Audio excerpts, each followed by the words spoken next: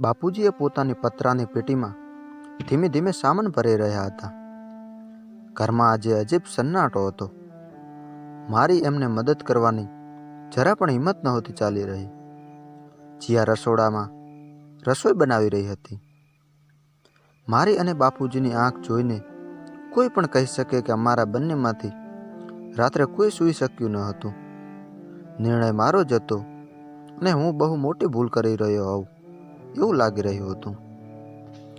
બાપુજીએ મારી સામે જોયું અને મારું દર્દ કળી ગયા હોય એમ કહ્યું કે દીકરા, ફિકર ના કર. તારો અને જીયાનો નિર્ણય સાચો જ છે. વૃદ્ધાશ્રમમાં હું મારી ઉંમરના વૃદ્ધો સાથે રહીશ. ત્યાં મારું ધ્યાન રાખવાવાળા પણ ઘણા હશે. તારી ચિંતા થોડી ઓછી થશે. તમે બંનેએ મારા માટે ઘણું કર્યું છે. હવે તમારી જિંદગી જીવો એમ કહેતા બાપુજીની આંખમાં આંસુ આવી ગયા. સાથે એક ડૂસકું લેવાઈ ગયું. મારા માટે ત્યાં ઊભું રહેવું ભારે પડી રહ્યું હતું. માટે હું બહાર નીકળવા લાગ્યો. ત્યાં પિતાજીએ કહ્યું, બેટા, તારી બાના ફોટો જરા ઉતારી દે ને. હું લઈ જવા માગું છું. ફોટો ઉતારતી વખતે હું બાની આંખોમાં આંખો ન મેળવી શક્યો. હું જાણે મારી જ નજરમાંથી ઉતરી રહ્યો હોય એવું લાગી રહ્યું હતું.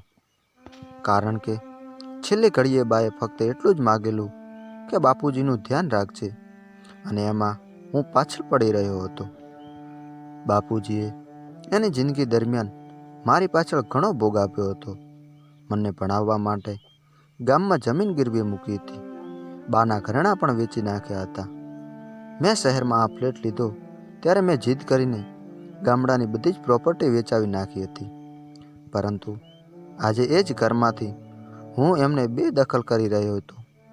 જીયા થોડીક મોડર્ન ખ્યાલની હતી. અમારી ઓળખાણ કોલેજ દરમિયાન થઈ હતી. બાપુજી શરૂઆતમાં અમારા સંબંધીની વિરુદ્ધ હતા, પરંતુ હું એકનો એક હોવાથી એમણે માનવું પડ્યું હતું. બાપુજી થોડા જૂનવણી વિચારના હોવાથી અને જીયા મોડર્ન વિચારોની હોવાથી નાના નાના મતભેદ થયા હતા, જેથી જીયાના મનમાં પણ બા અને બાપુજી પ્રત્યે થોડી કડવાશ હોય એવું મને લાગતું હતું. બાના ગયા બાદ બાપુજી ઘણા એકલા પડી ગયા હતા. હું અને જીયા આ કારણે ક્યાંય જઈ શકતા ન હતા. ઘણીવાર સાંજે પાર્ટીમાં બહાર ફરવા જતા પહેલાં બાપુજીની વ્યવસ્થા કરવી પડતી, જે જીયાને નડતરરૂપ લાગતું. આમાંથી છુટકારો પામવા જીયાએ જ મારા મનમાં બાપુજીને વૃદ્ધાશ્રમમાં મૂકવાનો વિચાર કર્યો અને એમ કહી તૈયાર કર્યો હતો કે બાપુજીને નહીં ફાવે તો આપણે એકાદ મહિનામાં પાછા લઈ આવીશું. હું આવા વિચારોમાં ખોવાયેલો હતો. ત્યાં જ ફોનની ઘંટડી વાગી. મારા શાળાનો ફોન હતો.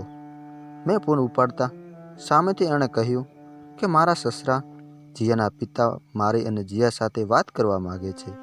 હું અત્યારે કોઈ વધારે વાત કરવાના મૂડમાં ન હતો, એટલે મોટે ભાગે ચૂપ રહેવાનું નક્કી કર્યું હતું. એમણે વાત શરૂ કરી. કેમ છો દીકરા? સારું છે ને? તમારા બંનેની બહુ યાદ આવી રહી હતી. તમારા બાપુજીની તબિયત કેમ છે? સારી જ છે. આજકાલ મને ઘરમાં બહુ એકલું એકલું લાગે છે. તો દીકરા અને વહુએ સલાહ આપી કે મારે મારી ઉંમરના મિત્રો સાથે સમય વિતાવવો જોઈએ. સારું જ છે ને? મારા કારણે બિચારા ક્યાંય જઈ આવી શકતા નથી. બોલતા બોલતા એ રડવા લાગ્યા. મને પણ સમજતા વાર ન લાગી કે શું બાબત છે, પણ હું એમનું કોઈ આશ્વાસન આપી શકવાની સ્થિતિમાં ન હતો. મેં જીયાને બોલાવીને ફોન આપી દીધો. એના પિતાનો ફોન આવ્યો હોવાથી એ ખૂબ ખુશ હતી, પરંતુ બીજી જ પળે એના ચહેરાનો રંગ ઉડી ગયો. એ સામે કોઈ જવાબ આપી શકતો નથી. હું બરોબર જોઈ શકતો હતો. છેલ્લે જીયાએ આંખોમાં આંસુ સાથે માત્ર એટલું જ કહ્યું કે આ બાબત હું ભાઈ સાથે કાલે વાત કરીશ. ફોન પત્યા પછી એણે સજ્જડ નેત્રે મારી સામે જોયું અને ફૂલ ટેબલ પર મૂકીને બાપુજી પાસે ગઈ. હું પણ પાછળ પાછળ ગયો. જીયાએ આંખોમાં આંસુ સાથે બાપુજીને પગે લાગી કહ્યું, બાપુજી, રાત્રે રસોઈમાં આપને ગમતી કઈ વાનગી બનાવું? બાપુજીએ આઘાત સાથે જીયા સામે જોયું અને પૂછ્યું, કેમ, આજે નથી જવાનું?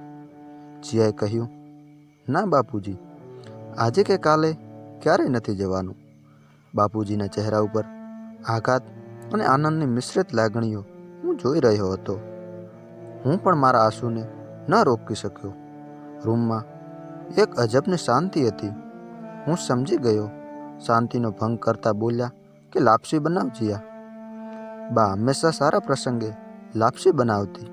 જીયા આંખોમાં આંસુ અને ચહેરા પર મુસ્કરાટ સાથે રસોડામાં ચાલી ગઈ.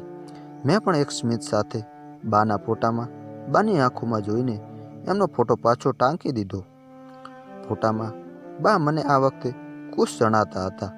બાપુજી બમણી ખુશી સાથે પેટીમાંથી સામાન કાઢી રહ્યા હતા ને જીયાને મનોમન આશીષ આપી રહ્યા હતા.